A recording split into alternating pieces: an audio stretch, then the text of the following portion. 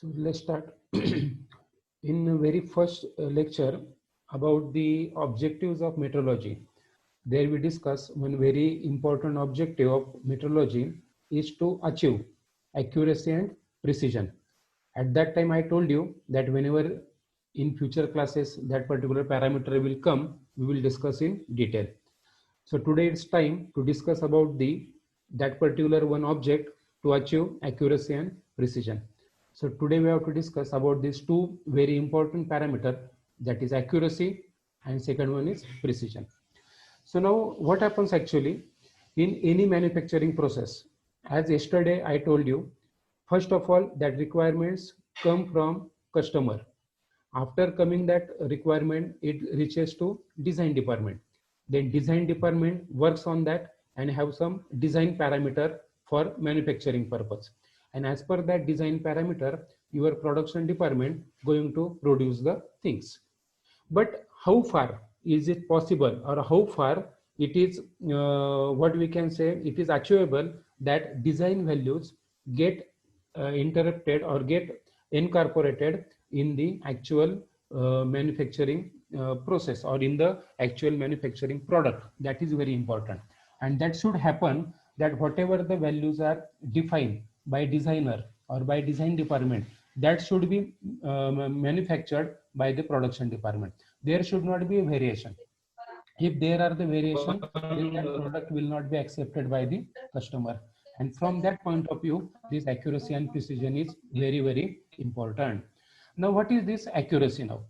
Now, this accuracy is nothing but it's very simple in understanding that accuracy of measurement system is degree of closeness. This is important. Degree of closeness of measurements of quantity to its actual or true value. So what is accuracy? Accuracy is nothing but degree of closeness. These words are important. This accuracy is nothing but degree of closeness. Of what? Closeness of what? Of measurements of measurement. That means whatever the quantity or whatever the dimension you are going to measure and whatever the reading you obtain, that is nothing but these measurements of quantity to its actual or true value. What is this actual or true value? This actual or true value is nothing but the value defined by design department. That is the design department, whatever value going to design or going to put for that particular product, for particular that dimension, that is called as actual value or true value. So here get it clearly that this actual value or true value is nothing but your design value. How that design value get obtained? That design value get obtained by considering the customer requirements. By considering the customer requirements. So in other sense, I can say this actual value or true value is nothing but the value or dimension given by customer, and on that dimension design department works and define the final dimension, that is called as actual or true. And this particular measurement you are taking at the time of inspection. Yesterday we discussed about the inspection. So at the time of inspection, whatever the readings, whatever the dimensions you are calculating, you are taking, you are measuring, they are the measurements. So there should be a degree of closeness. Now what do you mean by degree of closeness? That closeness means very short difference, or there should not be any difference, that two values to be same, that two values to be equal, that is called as degree of closeness. So accuracy is a phenomena or is a particular concept where the degree of closeness of measurements of quantity to its actual or true value. For example, customer requirement is to have a shaft of 20 millimeter diameter. Customer requirement is to have a shaft of diameter 20 millimeter. So that 20 millimeter is nothing but your true value or your design value or your actual value, that value. Now that requirement will come to production department. Now production department supposed to manufacture a shaft of diameter 20 millimeter, not 19 millimeter, or not even 21 millimeter. 20 millimeter means 20 millimeter. Why it is 20 millimeter? Because that requirement is given by customer. So that 20 millimeter is your actual size or your true size or true value. And but in manufacturing process, that operator makes some mistake. Suppose that operator makes some mistake and unfortunately that diameter is now 19.5. It is not exactly 20 millimeter. He produced diameter of 19.5. So 19.5 is nothing but these measurements. That 19.5 is a dimension that is called as measurements. So 19.5, true value is 20. There will be a difference. There will be a difference of 0.5 millimeter. In that case, that particular process is not called as accuracy. That particular phenomena is not called as accuracy because this degree of closeness is not there. Degree of closeness is not there. Okay, if that required diameter is 20 millimeter and that operator achieves 19.95, so just 0.05 millimeter difference is there. It may be a accurate one. It may be accurate one because that degree of closeness is achieved. But what we can say, instead of 20 millimeter, suppose he is getting 19 millimeter or he is getting 21 millimeter. That means this degree of closeness is not at all achieved. So that is the accuracy. Now what is precision? Now second very important concept is precision. Now precision of a measurement system, also called reproducibility, is also called as reproducibility. आता री म्हणजे काय? परत परत, आणि प्रोड्युसिबिलिटी म्हणजे निर्माण करणं किंवा तयार करणं, परत परत तेच तयार करणं. रिप्रोड्युसिबिलिटी और रिपीटेबिलिटी म्हणजे परत परत तेच ते परत परत येणं, रिपीट होणं. Repeatability is the degree to which repeated measurements under the unchanged condition shows the same results. बघा काय म्हणायचंय? Precision of a measurement system, also called reproducibility or repeatability. इथपर्यंत ठीक झालं. म्हणजे आता इथपासून आपण परत सांगतो. Precision is the degree to which repeated measurements under unchanged conditions shows the same result. म्हणजे काय आता? म्हणजेच काय की प्रिसिजन मध्ये काय पाहिजे तुम्हाला? रिपीटेड रिडिंग्स आल्या पाहिजेत. मेजरमेंट म्हणजे काय असणार आहेत? ह्या रिडिंग्स असणार आहेत आणि ह्या कशा आल्या पाहिजेत? रिपीटेड आल्या पाहिजेत. म्हणजे त्याच त्या रिडिंग परत परत आल्या पाहिजेत. जसं मगाशी मी म्हटलं की 20 मिलीमीटरचा डायमीटर आहे, तर 20 मिलीमीटरच रिडिंग परत काय झाली पाहिजे? रिपीट झाली पाहिजे. पण कधी? Under the unchanged conditions. Unchanged condition म्हणजे काय की फॉर एक्झाम्पल मगाशी तो शाफ्ट 20 मिलीमीटरचा जो मी तुम्हाला बनवायला सांगितला होता, तो शॉप फ्लोअर मध्ये आता बनलाय आणि तो बनल्याच्या नंतर तो एकच शाफ्ट मी परत काय करणार आहे? मोजणार आहे. परत तो काय शाफ्ट करणार आहे? मोजणार आहे. पण त्या वेळेला शाफ्ट परत मोजत असताना त्या कंडिशन्स कशा ठेवणार आहे? अनचेंज ठेवणार आहे. म्हणजे कोणकोणत्या कंडिशन अनचेंज ठेवणार आहे? तर तो शाफ्ट मोजण्यासाठी जे कोणतं मी इक्विपमेंट वापरलं असेल, जे कुठलं इन्स्ट्रुमेंट वापरलं असेल, ते इन्स्ट्रुमेंट मी सेमच ठेवणार आहे दरवेळेला. त्यानंतर ज्या टेम्परेचरला, ज्या प्रेशर कंडिशनला मी ती रिडिंग घेतली असेल, ते टेम्परेचर आणि प्रेशर मी कॉन्स्टंट ठेवणार आहे. त्यानंतर ज्या पद्धतीने त्याचं रिडिंग मी काय म्हणतात तर ऑब्झर्व केलं असेल किंवा कॅल्क्युलेट केलं असेल, ती सुद्धा प्रोसेस कशी करणार आहे? सेम ठेवणार आहे. फक्त मी काय करणार आहे? दरवेळेला वेगवेगळा ऑपरेटर बदलणार आहे किंवा दरवेळेला वेगवेगळा ऑब्झर्वर बदलणार आहे. म्हणजे समजा मी क्लासमध्ये असा एक शाफ्ट घेऊन आलो, एकच शाफ्ट मी घेऊन येणार की ज्याचा डायमीटर किती आहे? 20 मिलीमीटर आहे. आणि मी बरोबर एक व्हर्नियर कॅलिपर घेऊन येणार आणि मी रोल नंबर 1 पासून सुरुवात करणार. अगोदर रोल नंबर 1 ला देणार आणि सांगणार याचा डायमीटर मोज किती आहे. त्यांनी जी काही रिडिंग असेल ती लिहून ठेवणार. मग नंतर मी तोच व्हर्नियर आणि तोच ऑब्जेक्ट रोल नंबर 2 कडे देणार, तो पण मोजणार.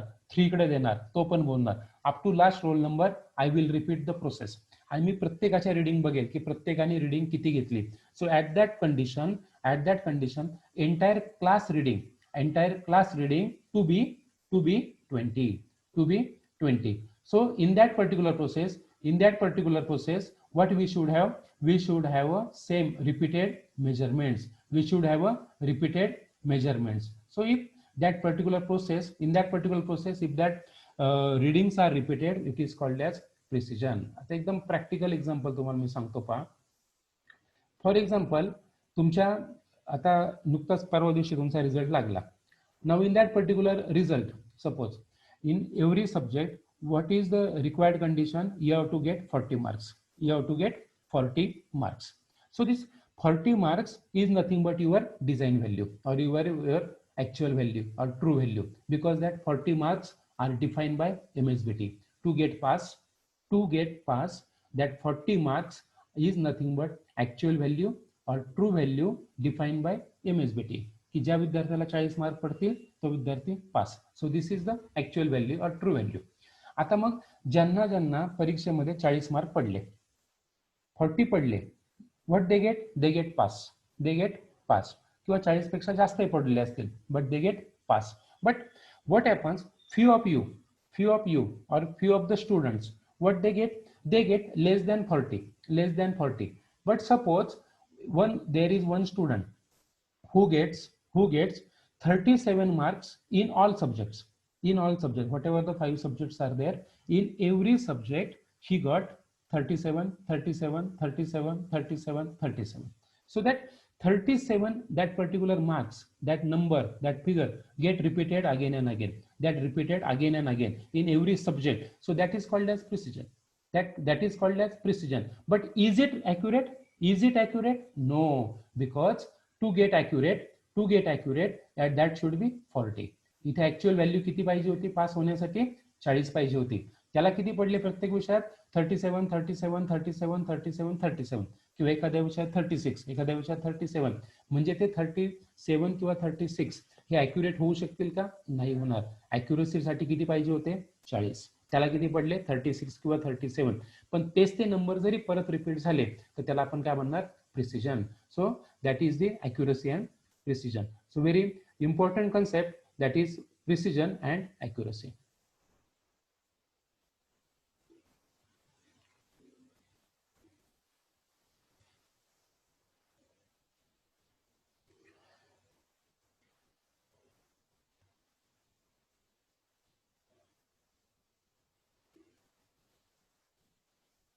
Now come here.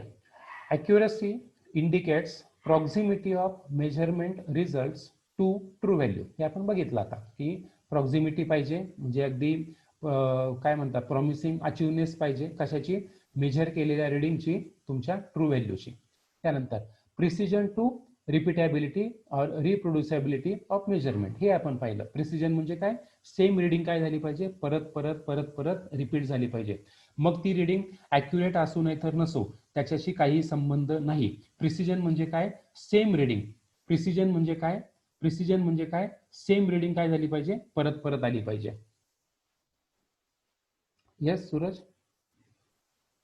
Sir numerical नाही आहे का? हा, न्यूमेरिकल नाही आहेत का सर या बुक मध्ये पण? कुठलं न्यूमेरिकल? म्हणजे मॅथचे क्वेश्चन्स वगैरे सर असतात ना, जसं फिजिक्स मध्ये असतात तसे. नाही ते नंतर आहे, पुढे येते. सो आहे तर पण आहे सर. अहो सर न्यूमेरिकल आहेत का? नाही आवाज कट होतो. न्यूमेरिकल नाही आहेत. पुढच्या काही टॉपिक वरती न्यूमेरिकल असतात. ठीक. जिथे येतील तिथे आपण बघूयात numerical. Measurement system cannot be accurate but not precise. म्हणजेच काय म्हणतात? Measurement system can be accurate. The measurement system can be accurate but not precise. म्हणजे काय रे? म्हणजे काय तर हे सांगतो आता, की प्रोसेस ही ॲक्युरेट असेल पण प्रिसाइज नसेल. कारण आता लक्षात घ्या, ॲक्युरस म्हणजे काय पाहिजे? तुम्ही घेतलेली रिडिंग ही डिझाइन व्हॅल्यूच्या अगदी जवळ पाहिजे. बरोबर? तुम्ही घेतलेली रिडिंग किंवा तुम्ही मोजलेलं डायमेन्शन हे डिझाइन व्हॅल्यूच्या अतिशय काय पाहिजे? जवळ पाहिजे. म्हणजेच त्याला आपण काय म्हणणार आहे? ॲक्युरसी म्हणणार आहे. आणि दुसऱ्या फॅक्टरमध्ये आपण पाहिलं होतं प्रिसिजन. तर प्रिसिजन मध्ये आपण काय म्हणणार आहोत? प्रिसिजन मध्ये आपण काय म्हणणार आहोत की सेम रिडिंग काय झाली पाहिजे, परत परत अचीव झाली पाहिजे. म्हणजे मग इथे काय म्हणतात आता की ती व्हॅल्यू ही तुमची ॲक्युरेट असेल पण प्रिसाईज नसेल. फॉर एक्झाम्पल 20 मिलीमीटर डायमीटरचा शाफ्ट पाहिजे आपल्याला. किती? 20 मिलीमीटर डायमीटरचा. पण 20च्या अगेन्स्ट तुमच्या शॉप फ्लोअरमध्ये असं झालं की तुम्ही एक 10 शाफ्ट बनवलेत आणि त्याचे पहिल्याचं डायमेन्शन असं बनलं 19.99, म्हणजे अगदी क्लोज टू 20. 19.99 म्हणजे very close to 20 but not 20. त्यानंतर दुसरा पार्ट असा बनला 19.98, 19.98 अगेन व्हेरी क्लोज टू 20. मग तिसरा असा बनला 20. चौथ्याचं परत 20.05, परत एखाद्याचा 20.01, 20.02. म्हणजे ते जे काही 10 शाफ्ट तुम्ही बनवले तर that values are very close to true value, very close to true value. म्हणून आपण त्याला काय म्हणणार आहे? ॲक्युरेट म्हणणार आहे. म्हणून त्याला आपण काय म्हणणार आहे? ॲक्युरेट म्हणणार आहे. But not precise, not precise. कारण प्रिसाईज साठी कंडिशन काय पाहिजे? सेम रिडिंग काय झाली पाहिजे? परत परत आली पाहिजे. म्हणजे ती 19.99 असेल तर 10च्या 10 प्रॉडक्टची डायमेन्शन किंवा शाफ्टचं डायमेन्शन किती आलं पाहिजे? 19.99च आलं पाहिजे. पण ह्या केसमध्ये तसं आलंय का? नाही आलं. एखाद्याचं 19.99 आलं तर 19.98 सुद्धा आलं, तर 20 आलं एखाद्याचं, एखादा डायमीटर 20.01 आला, एखादा 20.02 आला, म्हणजे 20च्या जवळ आला, अगदी क्लोज आला, म्हणून आपण त्याला ॲक्युरेट म्हटलं. पण एकच रिडिंग परत परत आली नाही म्हणून आपण त्याला प्रिसाईज म्हणणार नाही किंवा प्रिसाईज म्हणू शकणार नाही. आणि म्हणून ही पहिली कंडिशन आहे, अ measurement system can be accurate but not precise. Accurate असू शकते पण प्रिसाईज असेलच असं नाही. आणि सेकंड काय की ती condition precise but not accurate. Precise आहे पण ॲक्युरेट नाही. जसं 20 मिलीमीटरचा शाफ्ट पाहिजे, 10 शाफ्ट तुम्हाला बनवायला सांगितले आणि तुमच्या 10च्या 10 शाफ्टचं डायमेन्शन किती आलं? 19 मिलीमीटर. 19, 19, 19, 19, 19. 10च्या 10 शाफ्टचं डायमेन्शन किती आलं तुम्ही? 19. तर मग त्या केसमध्ये 19 ही नंबर किंवा 19 हे डायमेन्शन काय झालं? रिपीट झालं. तेच ते डायमेन्शन रिपीट झालं म्हणून ती काय झाली? प्रोसेस प्रिसाईज झाली. पण ती ॲक्युरेट आहे का? नाहीये. कारण आपल्याला डिझाईन व्हॅल्यू किती होती? 20 मिलीमीटर. तुम्ही अचीव किती केली? 19 मिलीमीटर. मग ते ॲक्युरेट होईल का? नाही होणार. म्हणून सेकंड कंडिशन अशी होईल, precise but not accurate. Precise but not accurate. आणि तिसरं काय? नायदर ऑर बोथ, म्हणजे दोन्ही पण नाही. म्हणजे ती ॲक्युरेट पण नाही, प्रिसाईज पण नाही, असं होऊ शकतं. आणि चौथ्या प्रोसेसमध्ये येऊ शकतं बोथ. एखादी प्रोसेस ही ॲक्युरेट पण आहे, प्रिसाईज पण आहे. म्हणजेच काय? 20 मिलीमीटरचा जर शाफ्ट बनवायचे आहेत, 10 शाफ्ट तुम्हाला बनवायला सांगितलेत आणि तुम्ही जर 10 शाफ्टचं dimension 20 millimetre, 20 millimetre, 20 millimetre, 20 millimetre असंच जर 20च बनवलं तर त्याच्यामध्ये दोन्ही केसेस अचीव होणार आहे. कारण 20 आपली डिझाईन व्हॅल्यू होती, तुम्ही 20च डायमेन्शन मिळवलं म्हणून ती ॲक्युरेसी पण झाली.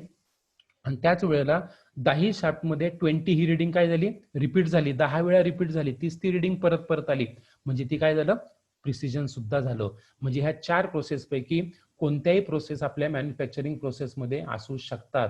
ह्या 4 पैकी कोणत्याही टाईपची मॅन्युफॅक्चरिंग प्रोसेस तुमची असू शकते. आता अ measurement system is called valid. Valid म्हणजे मान्य किंवा ती योग्य आहे. A measurement system is called valid if it is both accurate and precision. पण ॲट ॲक्च्युअल इंडस्ट्रीमध्ये जोपर्यंत तुमची प्रोसेस ही ॲक्युरेट आणि प्रिसाईज असत नाही तोपर्यंत ती व्हॅलिड मानली जात नाही. कारण का? कंपनीमध्ये आपण जो कुठला प्रॉडक्ट बनवतो तो अगदी हाय लेव्हलचाच बनला पाहिजे, चांगल्या क्वालिटीचाच बनला पाहिजे. कारण ती रिक्वायरमेंट शेवटी कस्टमरची असते. जर आपण कस्टमरच्या डायमेन्शनच्या नुसार, कस्टमरच्या डायमेन्शन प्रमाणे आपण जर ऑब्जेक्ट नाही बनवले तर कस्टमर तो प्रॉडक्ट विकत घेणार नाही. आणि म्हणून ती ॲक्युरेट पण असली पाहिजे आणि प्रिसाईज पणच असली पाहिजे. In addition to accuracy and precision, measurements may have also a measurement resolution which is called smallest change in underline physical quantity that produces a response to measurement. ते ठीक आहे. म्हणजे काही वेळेला मगासपासून मी जसं म्हटलं की थोडंफार आपलं व्हेरिएशन असतं आणि ते व्हेरिएशन का दिलं जातं, त्या व्हेरिएशनला काय म्हणायचं हे आपण पुढच्या पार्टमध्ये बघणार आहोत.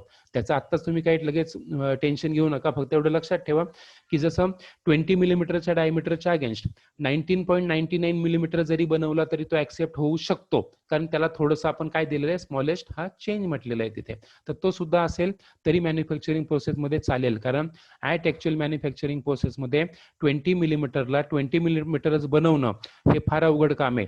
आणि असं मल्टिपल प्रॉडक्ट्समध्ये खूप सारे प्रॉडक्ट्स तुम्हाला जर बनवायचे असतील आणि तेच जर आपल्याला बनवायचं असेल तर फार अवघड काम आहे. आता ह्या डायग्राम मधून तुम्हाला कळेल बघा, किंवा 2 मिनिटं.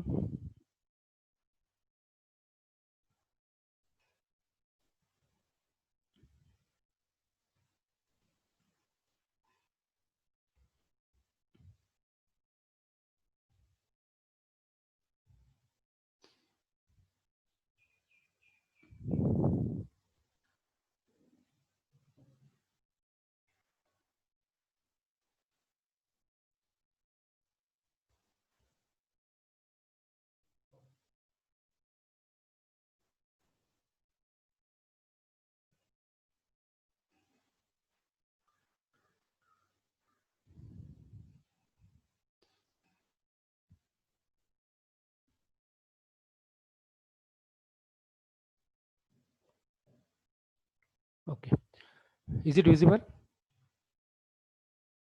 Yes, sir. Yes, sir. Yeah. So now come to this diagram. Very interesting diagram and very familiar to you people. Now here 3 heating boards are there. 1, 2, and 3 heating boards are there, and 2 or 3 competitors are there. Now there is a heating competition. So we have to hit the target. What should be the target? This yellow circle is the target. This we have to hit. Not this red, this white, then blue, white, and black.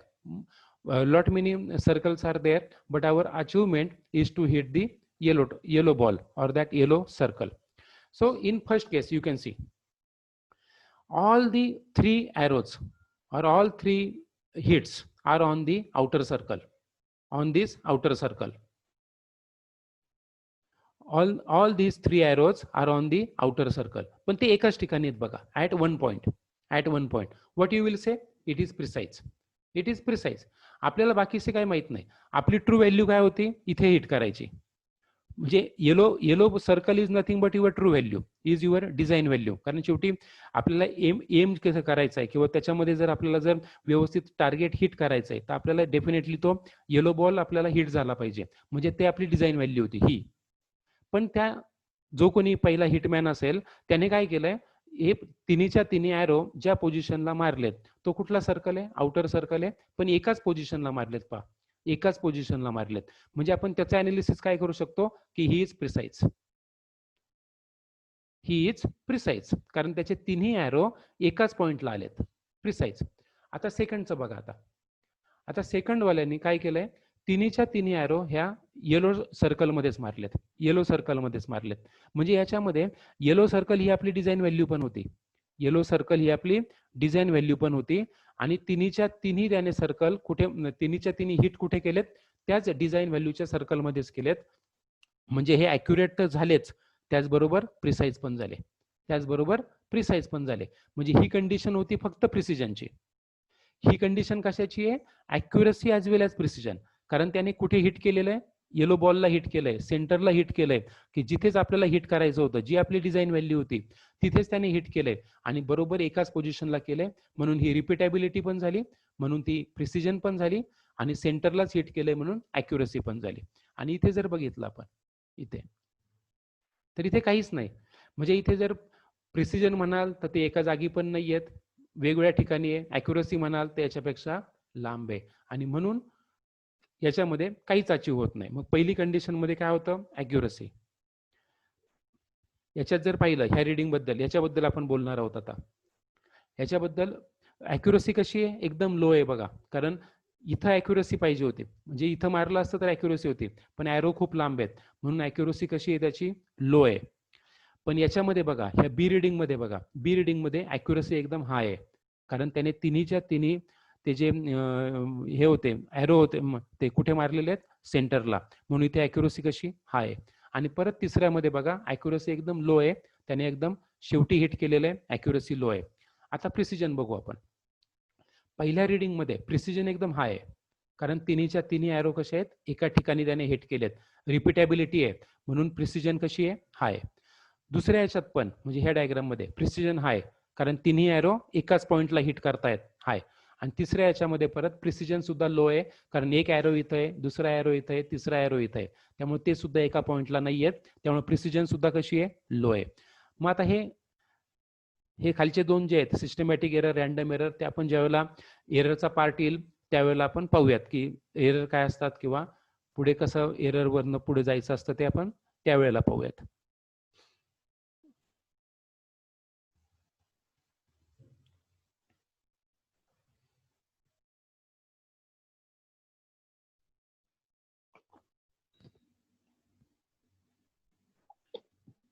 Okay.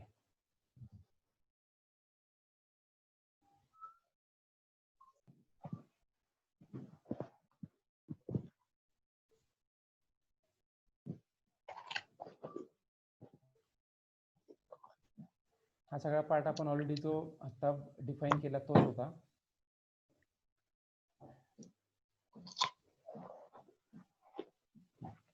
हे एक महत्वाचं आहे. आता बघा, ideally measurement device म्हणजे काय, ते instrument ज्याचा तुम्ही वापर करणार आहात ते स्केल असेल, ते व्हर्नियर असेल किंवा ते मायक्रोमीटर असेल. Ideally measurement device is both accurate and precision, बरोबर. कारण ती जी स्केल असेल किंवा ते जे व्हर्नियर असेल की ज्याचा वापर करून तुम्ही रीडिंग घेणार आहात, ते स्वतः कसं असलं पाहिजे, ॲक्युरेट असलं पाहिजे, प्रिसाईज असलं पाहिजे, with measurement and close and tightly clustered around the non values. हे ठीक आहे, नोन म्हणजेच काय की त्याच्यावरचं स्केल व्यवस्थित असलं पाहिजे, त्याच्या रीडिंग ज्या येतात त्या एकसारख्या असल्या पाहिजे. तुमचं समजा स्केल असेल तर स्केलवरचं 1 मिलीमीटर, 2 मिलीमीटर, 3 मिलीमीटर हे स्केल व्यवस्थितच असलं पाहिजे, ते एकसारखं असलं पाहिजे, ते रेग्युलर असलं पाहिजे. त्याच्यानंतर the accuracy and precision of measurement process is usually established by repeatedly measuring some traceable references. हे ठीक आहे, हे आता हे फार मोठी टर्मिनॉलॉजी आहे, ही तुमच्या नाही जरी जास्त लक्षात आली तरी काही आवश्यकता नाही. फक्त गरजेचं काय आहे ते फक्त लक्षात ठेवा की ज्या इन्स्ट्रुमेंटनी तुम्हाला रिडिंग घ्यायच्यात ते इन्स्ट्रुमेंट स्वतः कसं असलं पाहिजे, ॲक्युरेट असलं पाहिजे, प्रिसाईज असलं पाहिजे. नंबर 2, सर टाइटली क्लस्टर्ड म्हणजे काय, टाइटली क्लस्टर्ड लिहिलं नाही तर म्हणजे काय? हा, टाइटली क्लस्टर्ड म्हणजे काय, थोडक्यात मी तेच सांगतोय आता की टाइटली क्लस्टरचा मिनिंग सांगतोय की टाइटली क्लस्टर्स म्हणजे काय की टाईट म्हणजे अगदी क्लोजली त्याचा अचीव झालं पाहिजे. फॉर एक्झाम्पल, आता समजा तुमच्याकडे स्केल आहे, तर त्या स्केलमध्ये आपण काय करणार, मी तुम्हाला सांगणार 4 मिलीमीटरचं डिस्टन्स घ्या, 4 millimetre on that particular scale. So that small lines are there starting from 0, then 1 2 3 4 5 ला परत एक छोटी थोडी मोठी लाईन, त्याच्यानंतर परत 6 7 8 9 10 ची एक थोडी मोठी लाईन 1 सेंटीमीटर.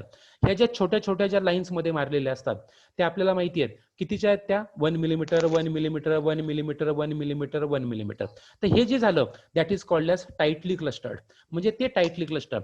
नाहीतर असं नको व्हायला की त्या स्केलमध्ये समजा मी तुम्हाला असं दिलं की 0 पासून आपण स्केल चालू केली आणि डायरेक्टली 0.5 म्हणजे 5वी लाईन डायरेक्ट 1 सेंटीमीटर, त्याच्यानंतर 1.5 सेंटीमीटर, त्यानंतर 2 सेंटीमीटर, त्यानंतर 2 सेंटीमीटर. मग असं जर झालं समजा तुमच्या स्केलमध्ये 1 मिलीमीटर 2 मिलीमीटर 3 मिलीमीटर 4 मिलीमीटर हे नसेलच, डायरेक्टली कसं असेल, 0 नंतर 5 मिलीमीटर, नंतर 10 मिलीमीटर, नंतर 15 मिलीमीटर. काही काही आपले वॉल क्लॉक असतात बघा, त्या वॉल क्लॉकमध्ये डायरेक्ट 12चा नंबर असतो, त्यानंतर डायरेक्ट 1चा नंबर असतो, मध्ये कुठल्याच लाईन नसतात, मध्ये लाईनच नसतात.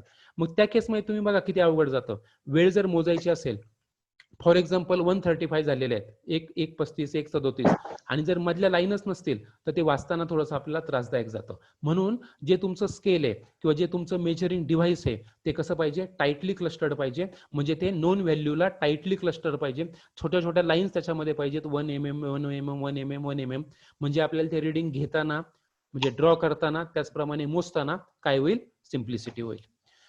त्याच्यानंतर इथे हे महत्वाचं, such standards are defined in international system of units and maintained by national standard organization such as the National Institute of Standard and Technology.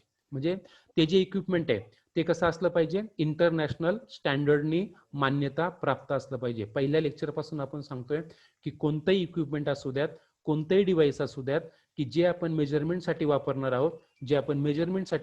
आहोत, ते कसं पाहिजे, इंटरनली डेव्हलप पाहिजे. आर्या फोन घे.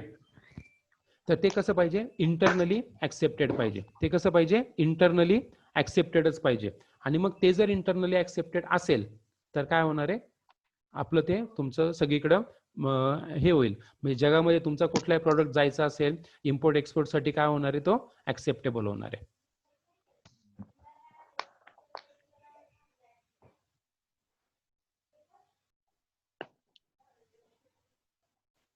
पुढे, the central limit theorem shows that the probability distribution of averaged measurement will be close to a normal distribution than that of individual measurements. याचं काही हरकत नाही, हे तेच आहे सगळं, की आपल्याला फक्त लक्षात काय ठेवायचंय. मी तुम्हाला परत एकदा समरी सांगतो. accuracy is nothing but closeness to true value.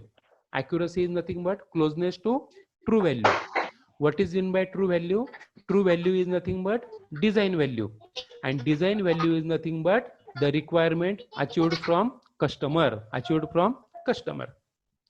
म्हणजे तुमची मेजर केलेली व्हॅल्यू, तुम्ही बनवलेल्या प्रॉडक्टची मेजर केलेली व्हॅल्यू आणि डिझाईन केलेली व्हॅल्यू जेवढे क्लोज असतील, जेवढे एकमेकाबरोबर क्लोज असतील, तेवढी तुमची सिस्टीम काय असणार आहे, ऍक्युरेट असणार आहे. आणि second one is precision. What is meant by precision? Precision is nothing but repeatability. To achieve the same reading again and again. म्हणजेच काय करायचंय, जेवढे केवढे तुमचे रिडिंग्स असतील, जेवढे केवढे तुमच्याकडे ऑपरेटर असतील, एकाच वर्कपीसचे, एकाच इन्स्ट्रुमेंटचा वापर करून वेगवेगळ्या ऑपरेटरनी जर रिडिंग घेतल्या तर त्या रिडिंग कशा आल्या पाहिजेत, सेम आल्या पाहिजेत. आणि ज्या वेळेला त्या रिडिंग सेम येतील, ज्या वेळेला त्या एकसारख्या येतील, त्याला आपण काय म्हणणार आहे, रिपीटेबिलिटी म्हणणार आहे, किंवा त्याला आपण काय म्हणणार आहे, प्रिसिजन म्हणणार आहे. आणि सगळ्यात महत्वाचं, आपली ही सिस्टीम कशी असली पाहिजे, ऍक्युरेट पण असली पाहिजे आणि प्रिसाईज पण असली पाहिजे. आपलं जे मेजरिंग इन्स्ट्रुमेंट आहे ते ऍक्युरेट असलं पाहिजे, ते प्रिसाईज असलं पाहिजे. आपण जो प्रॉडक्ट बनवतो, कंपनीमध्ये जो प्रॉडक्ट बनवणार आहे, तो सुद्धा ऍक्युरेट पण असला पाहिजे, प्रिसाईज पण असला पाहिजे. ज्यावेळेला तो ऍक्युरेट पण असतो, प्रिसाईज पण असतो, म्हणजे तो काय होतो, डिझाईन व्हॅल्यू एवढ्याच डायमेन्शनचा बनतो, आणि त्याच डायमेन्शनचे n नंबर ऑफ प्रॉडक्ट्स बनतात, किंवा जेवढे केवढे आपल्याला प्रॉडक्ट बनवायचे ते त्याच डायमेन्शनचे बनतात. म्हणून ते कसे होतात, इझिली मार्केटमध्ये ऍक्सेप्टेबल होतात, आणि त्याच्यामध्ये लॉस होण्याचे चान्सेस हे नसतात. So any doubt?